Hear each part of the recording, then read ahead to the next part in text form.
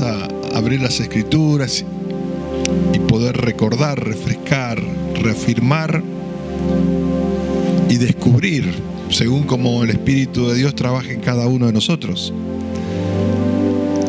con su palabra. Esta palabra que Él la envió con un propósito de que nosotros seamos alumbrados en nuestro entendimiento, en nuestra sabiduría, en no olvidar.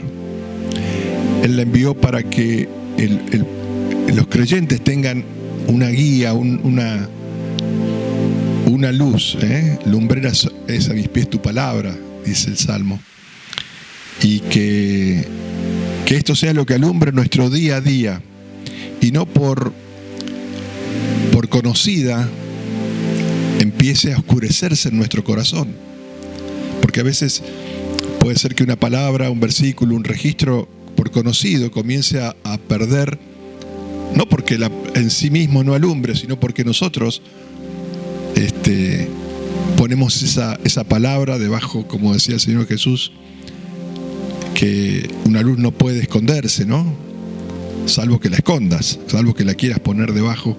Y a veces pasa de que en las personas, las circunstancias del mundo, las situaciones que agobian a las personas, hacen que esa palabra comience a apagarse. Pero no por la palabra en sí, sino porque la persona comienza a darle prioridad o atención a otras cosas.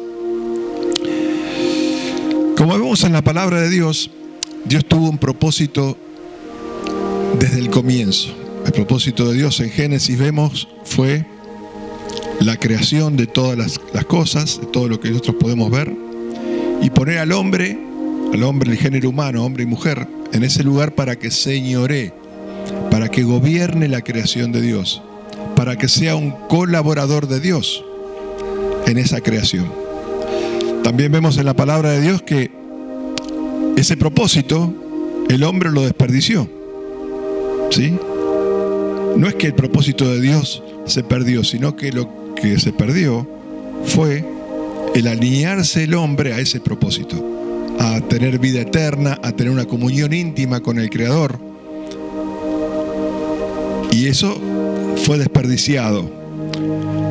Como todo propósito de Dios, cuando no nos alineamos a Él, lo estamos desperdiciando. Sin embargo, Dios, como su propósito es firme, decidió enviar un Redentor. Dice en Génesis 3:15 que Él hizo una promesa, la promesa de que iba a enviar el Salvador, un Salvador para redimir al hombre de esa condición de caída en el cual se encontraba como consecuencia del pecado. Dios había depositado en Adán toda autoridad y todo señorío de la creación. Ese era el propósito de Dios. Pero sin embargo, al desobedecer Adán, esa posibilidad se perdió. La cobertura que Dios había puesto sobre Adán espiritual se perdió, se cortó. Pero el propósito de Dios seguía firme. No es como nosotros, que muchas veces cuando algo sale mal, ¿sí?, decaemos o cambiamos. Dios seguía firme en esa voluntad, en ese propósito. Dios decidió enviar entonces un Salvador. A su Hijo Jesucristo lo prometió en Génesis 3:15, y Él mantuvo su propósito durante todo ese tiempo hasta que llegó el Salvador, el Mesías. Es interesante ver cómo la palabra de Dios nos muestra en el Antiguo Testamento las distintas formas en que Dios fue anunciando la venida de ese Mesías. Cómo Él fue dejando rasgos, marcas a través de todo ese tiempo, de que el propósito de Dios seguía firme, a través de los hombres de Dios a los cuales les revelaba su voluntad y proféticamente traían mensajes que hacían recordar al pueblo de Dios sobre la venida de ese Salvador. Así como un hombre había, digamos, desperdiciado ese propósito de Dios, había desobedecido, dice la Biblia que tenía que ser otro hombre el que obedezca, ¿sí? Porque por un hombre se perdió, se se dilató ese propósito de Dios. Pero tenía que ser otro ser humano, otro hombre, que vuelva en la misma condición en que estaba Adán, vuelva a recuperar esa condición de relación con Dios. Por eso es que Jesús es llamado el postrer Adán, ¿sí? El postrer Adán significa que en la misma condición en que Adán perdió, otro hombre en la misma condición tenía que recuperar el propósito de Dios. De haber intervenido Dios mismo, no hubiese sido justo, porque Dios su propósito seguía firme. Así como en el comienzo, ¿sí? El hombre desobedeció, el hombre tenía que obedecer. Esa era es la justicia de Dios. Dios, cuando creó al hombre, le puso una condición, no para perjudicarlo, sino para que el hombre demuestre su fidelidad a Dios y su amor por Dios. Al no cumplir, el hombre, alejarse de la promesa de Dios o de la voluntad de Dios, decidió otra cosa fuera del amor de Dios. Esta realidad espiritual la vemos, por ejemplo, en muchos relatos de la palabra de Dios, cuando hombres obedecen o cuando hombres desobedecen. Por ejemplo, el libro de Job es un ejemplo. El libro de Job nos habla de un hombre fiel a Dios, con un corazón a Dios entregado a Él, que amaba a Dios, íntegro. Sin embargo, en un momento determinado, él empezó a tener temor por el comportamiento de sus hijos. Esto nos muestra el relato de Job. Empezó a tener temor y empezó a atemorizarse. Y eso abrió una puerta para que Satanás pueda intervenir en su vida y comenzar a robarle todo lo que Dios había provisto a Job. Todo el bienestar físico, material, toda la paz que él manifestó, comenzó a perderse. Comenzó a afligirlo Satanás a este hombre. Pero algo que Job pudo, en medio de toda esa situación, pudo retener, que fue su integridad hacia Dios. Y él en un momento, en uno de los pasajes, dice: hasta que muera no quitaré de mí mi integridad. Mi justicia tengo asida y no la cederé. Él no iba a ceder su integridad, su amor por Dios. Tal vez muchas cosas pasaron en su vida, pero eso no le hizo perder esa fidelidad a Dios. Esta determinación en el corazón de Job permitió finalmente que Dios pudiese intervenir y restaurar todo aquello que había sido robado por el diablo y mucho más. Dios pudo intervenir porque Job mantuvo su integridad. Y ese es cuando le damos lugar a Dios. Cuando mantenemos nuestra integridad, nuestra creencia, nuestro corazón hacia Dios, le estamos dando la posibilidad a Dios de que intervenga. Dios necesitaba, entonces, como decimos, así como el hombre pecó, el ser humano pecó, necesitaba que otro hombre creyese perfectamente la voluntad de Dios para poder redimir al hombre. Y este fue nuestro Señor Jesucristo. En Juan 3, este registro conocido, Juan 3, 16 y 17, que hoy creo que Berta lo subió al grupo, a Comprometidos, dice: porque de tal manera amó Dios al mundo, que ha dado a su Hijo unigénito, para que todo aquel que en Él cree no se pierda, mas tenga vida eterna. El propósito de Dios: volver a recuperar aquello que estaba perdido por la desobediencia del propio hombre. Porque no envió Dios a su Hijo al mundo para condenar al mundo, sino para que el mundo sea salvo por Él. Adán, al pecar, entonces introdujo el pecado en el mundo, y con el pecado la muerte, con todas las consecuencias que ello implica y que vemos hoy en el mundo, ¿no? La condenación había entrado en el mundo por obra del diablo, o sea, el accionar del diablo trajo que el hombre saliera de los propósitos de Dios y produjo todas estas calamidades. Jesús vino para romper con esta condenación y hacer disponible la realidad de la vida eterna, la salvación, con todo lo que eso implica para todo aquel que cree. Porque hasta eso Dios es justo, misericordioso, amoroso. Pongo delante de ti la vida, la muerte, la bendición, la maldición. Escoge pues la vida, pero escoger le toca al hombre, al ser humano. Es tanto el amor que Él nos tiene, que nos da la posibilidad de escoger. ¿Qué queremos hacer con nuestra vida? ¿Queremos estar en los propósitos de Dios o en nuestros propósitos que no son los de Dios, obviamente? La muestra está. En 1 de Juan 3:8 encontramos este registro que dice, 1 de Juan 3:8, el que practica el pecado es del diablo, porque el diablo peca desde el principio. Con esto, fíjense, el que practica el pecado, ¿no? No es que hoy soy un hijo de Dios y pequé y ya soy del diablo, no. Cuando vivo en pecado, ¿qué es? Estar alejado de Dios.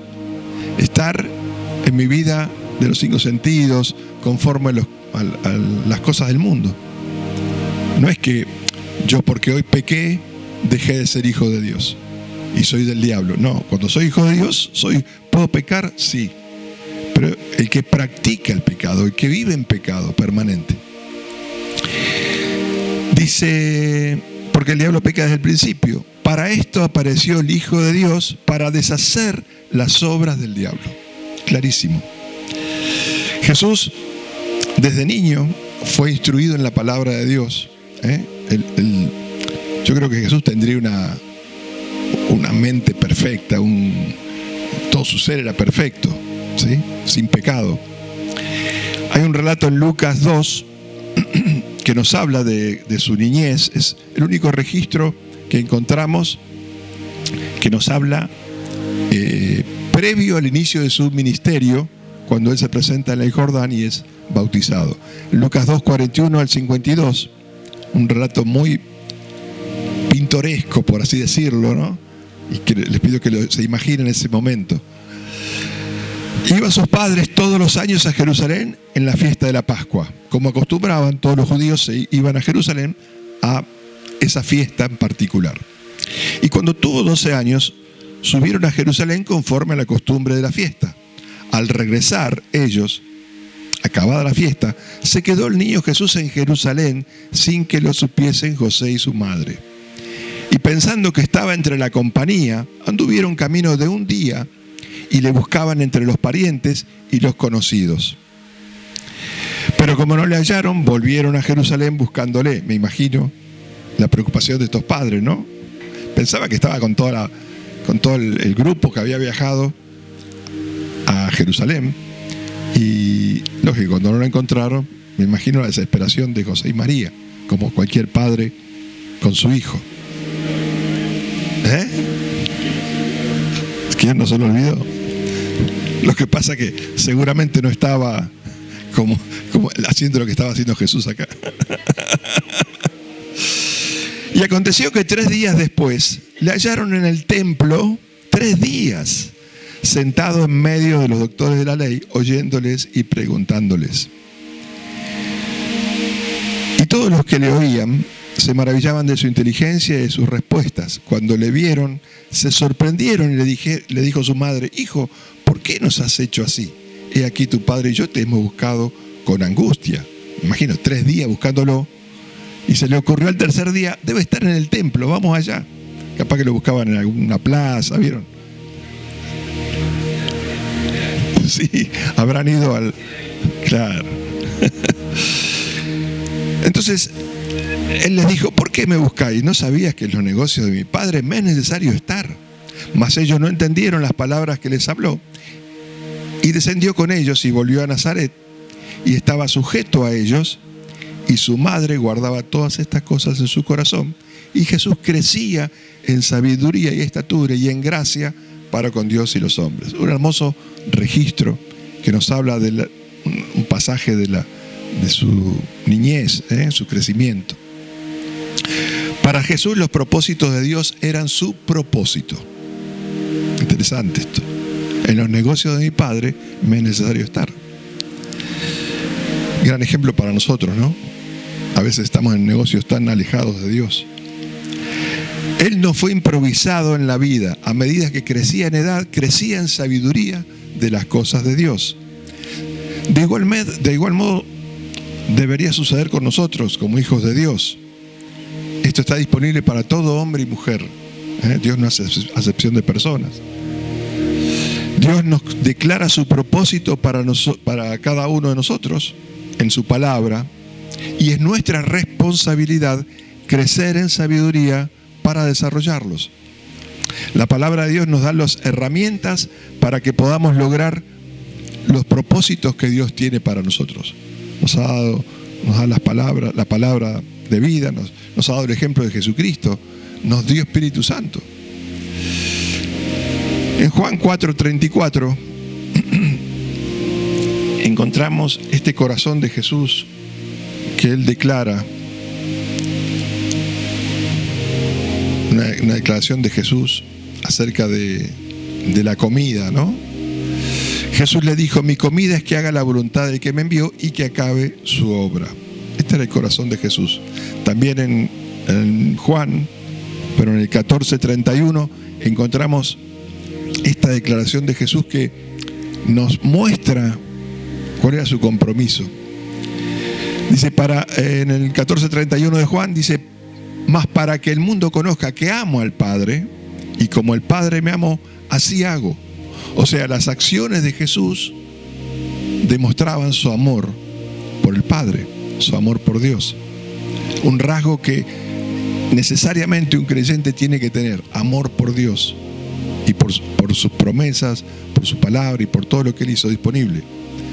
Porque eso también es hoy hablábamos de llevar la palabra de la reconciliación, de dar la palabra a otros, ¿no? Pero qué mejor también con nuestra manera de vivir, con nuestro ejemplo, ser testimonios. Levantaos, vamos de aquí, termina diciendo. La obediencia de Jesús estaba fundada, como decimos, en el amor que Él tenía por Dios. En el mundo hay dos grandes motivadores, lo hemos mencionado esto. Por un lado, el temor es un gran motivador, pero esclaviza a las personas. El amor es otro gran motivador. Y esto es lo que a Jesús lo motivaba a hacer la voluntad de Dios. En la medida que un creyente desarrolla un profundo amor por Dios, el gozo, la paz y el deseo de hacer la voluntad de Dios se vuelven una realidad. Por eso, cuanto más conocemos a Dios y más desarrollamos ese amor por Él, menos vamos a querer involucrarnos en cosas que no son los propósitos de Dios. Jesús tuvo la misión específica de hacer disponible la vida perdida por Adán. Ese fue el propósito de Jesús fundamentalmente. En Juan 10:10 sabemos, dice: el ladrón no viene sino para hurtar, matar y destruir. Yo he venido para que tengan vida y la tengan en abundancia. Esa vida que Él vino a hacer disponible, esa palabra zoe, es vida en todo el sentido, en espiritual, material, en todas las áreas de la vida de una persona. Él vino a hacer disponible esa vida. En Romanos 5, en el versículo 12, hace referencia a esto que hoy hablábamos, acerca de cómo entró el pecado en el mundo. Dice: por tanto, como el pecado entró en el mundo por un hombre, y por el pecado la muerte, así la muerte pasó a todos los hombres, por cuanto todos pecaron. Eso fue la consecuencia de la desobediencia a Dios. Adán desobedeció e introdujo el pecado en el mundo. El pecado introdujo la muerte. Con el pecado vino la muerte. Y la muerte fundamentalmente comenzó con la pérdida de esa relación con Dios, la pérdida de esa cobertura espiritual que Dios había dado a Adán.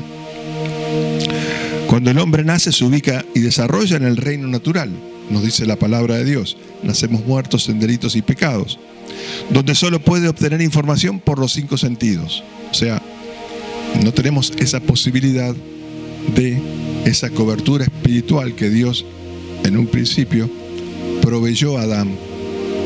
Tenemos que ser nosotros quienes elegimos si queremos tener esa cobertura espiritual o no, por medio de aceptar al Mesías, al Salvador. Jesús debía llevar a cabo la salvación del hombre y para ello debió obedecer por amor en cada momento de su vida la voluntad de Dios. De esa manera no pecó. El diablo, siendo conocedor de la voluntad de Dios, tentó a Jesús en toda situación, procurando arruinar los propósitos de Dios, pero ¿saben qué? Sin éxito. Porque el amor de Dios, el amor que tenía Jesús por Dios, era tan grande que aún las tentaciones más grandes, las situaciones más terribles, le permitieron a Jesús decidir hacer la voluntad del Padre, al punto tal de entregar su vida. En Hebreos 4, en el versículo 15, encontramos este registro que dice: porque no tenemos un sumo sacerdote, Hebreos 4:15, no tenemos un sumo sacerdote que no pueda compadecerse de nuestras debilidades, sino uno que fue tentado en todo según nuestra semejanza, pero sin pecado. O sea, que ya hay alguien que pudo sobrellevar toda tentación. También lo podemos hacer nosotros, más ahora cuando tenemos el Espíritu de Dios en nosotros. ¿Sí? Si hubiese sucumbido ante la tentación, como le pasó a Adán, seguramente no hubiese podido redimir a la humanidad. Por eso tenemos que estar tan agradecidos por la obra de Cristo, ¿no? Por esa fortaleza que Él tenía. El Salvador debía entregar su vida, es decir, derramar su sangre. Jesús, que no conoció pecado, no merecía morir, pero debía ofrendar su vida para darnos esa vida que Él vino a ser disponible, según hoy vimos en Juan 10:10. Es interesante que en el Antiguo Testamento, una de las cosas que nos muestra cómo Dios había establecido que por medio del derramamiento de sangre se redimía temporalmente el pecado del pueblo, a través de la sangre, del sacrificio de becerros, de toros, machos cabríos. El sacerdote se presentaba año tras año y con esa sangre purificaba los pecados del pueblo. Fíjense en Hebreos 9, vamos a leer del 13 al 15 y después el versículo 22. Esto era una antesala de lo que significaría el derramamiento de la sangre del Mesías, del Redentor, de Jesús. Porque si la sangre de los toros y de los machos cabríos y la ceniza de la becerra rociada a los inmundos santifica para la purificación de la carne, cuánto más la sangre de Cristo, el cual mediante el Espíritu Eterno se ofreció a sí mismo sin mancha a Dios, limpiará vuestras conciencias de obras muertas para que sirváis al Dios vivo. Cuánto más, ¿no? Así que por eso es mediador de un nuevo pacto, para que interviniendo muerte para la remisión de las transgresiones que había bajo el primer pacto, los llamados reciban la promesa de la herencia eterna. Ya no era algo temporal, sino que fue una vez y para siempre el sacrificio de Cristo para lograr esa redención eterna. Y casi todo es purificado según la ley con sangre, y sin derramamiento de sangre no se hace remisión. Jesús es conocido como el Cordero de Dios, también declarado en la palabra de Dios, haciendo referencia a aquel Cordero que fue inmolado cuando el pueblo israelita estaba esclavizado en Egipto, sometido. Fue ese Cordero con el cual ellos, su sangre fue rociada en los dinteles y en las postes de las puertas, para que el heridor no pasara por alto. Los sacerdotes del Antiguo Testamento debían ofrecer sacrificios primeramente por sus propios pecados, ¿sí? Para luego poder ofrecer sacrificios por el resto del pueblo.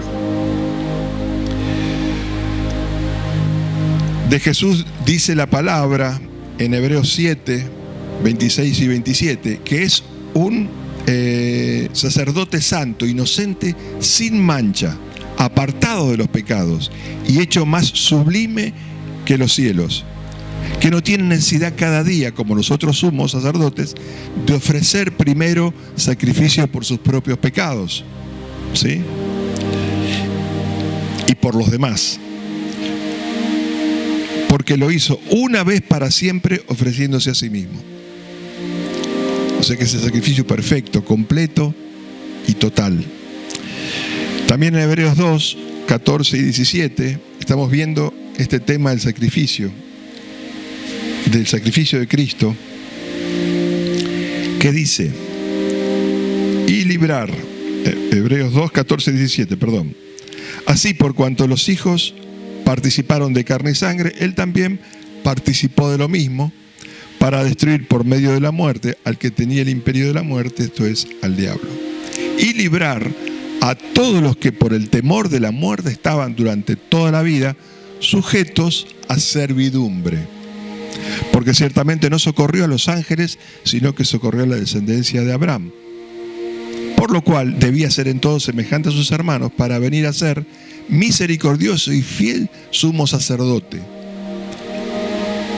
en lo que a Dios se refiere, para expiar los pecados del pueblo. Un sacerdote es alguien que intercede por el pueblo delante de Dios, ¿sí? Esa es la función del sacerdote, bíblicamente hablando. Jesucristo intercedió una vez y para siempre, ¿eh?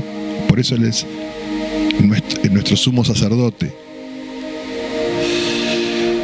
La vida de Jesús tuvo un propósito de parte de Dios, y Jesús aceptó llevarlo a cabo por amor a Dios. Hoy hablamos de los propósitos de Dios. Los propósitos de Dios se cumplen inexorablemente, tarde o temprano para nosotros, pero en los tiempos de Dios.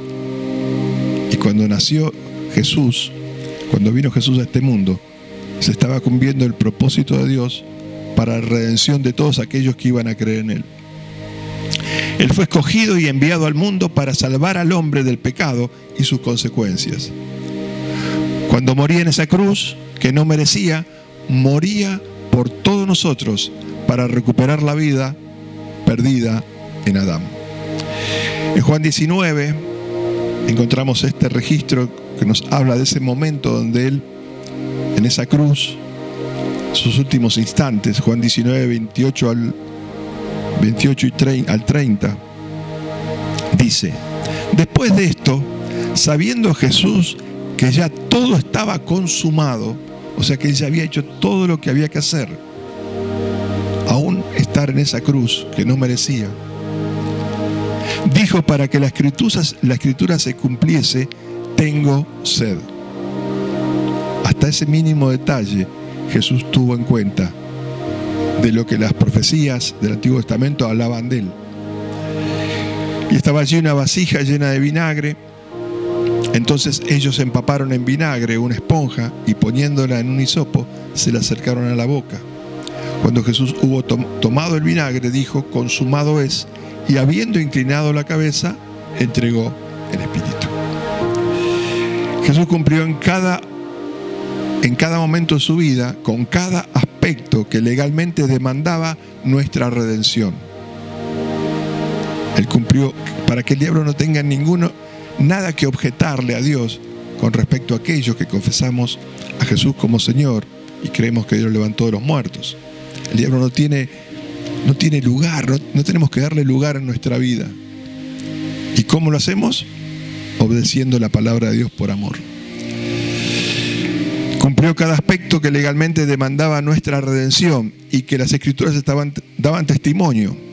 Cuando todo se cumplió, cuando todo estaba consumado de parte de Él, Él entregó el Espíritu y murió.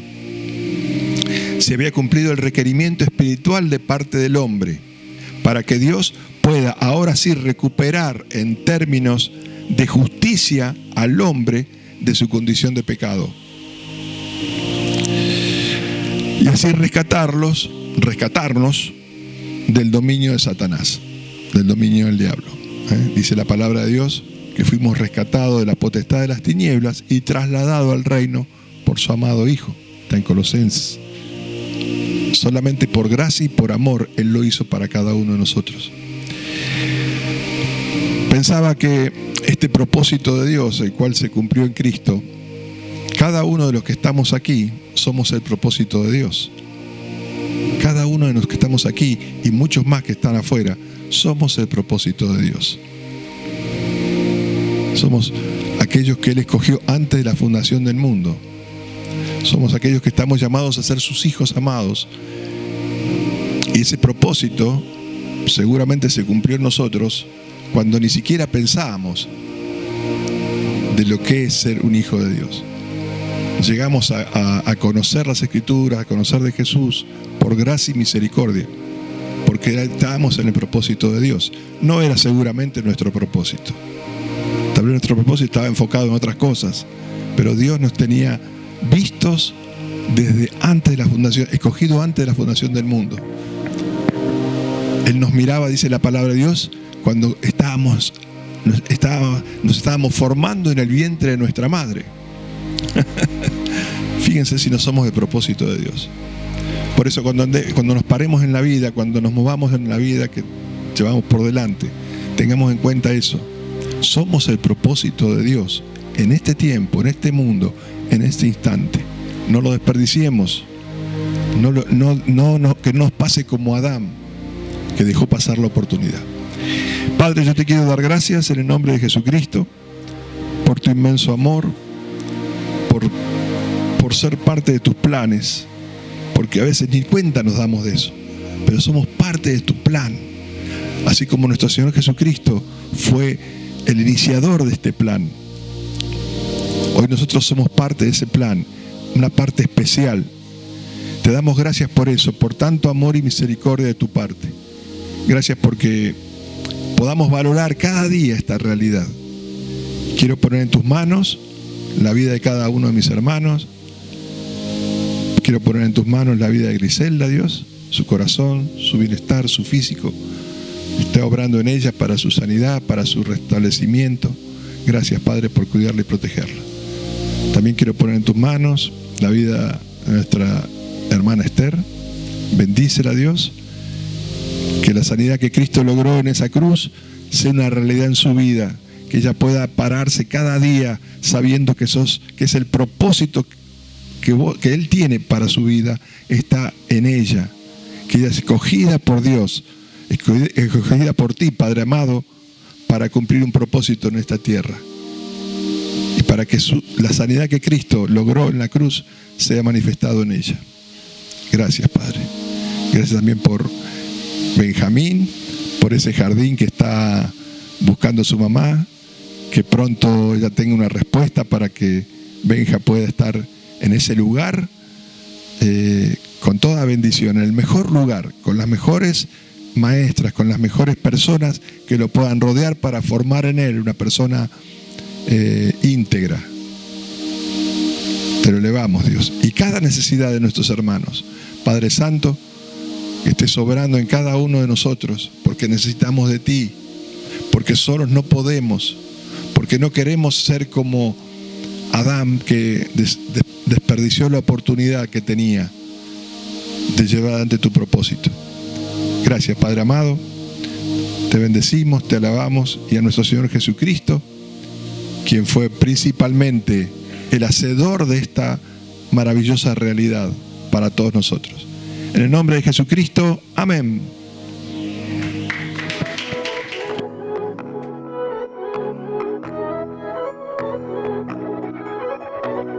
No lo compré.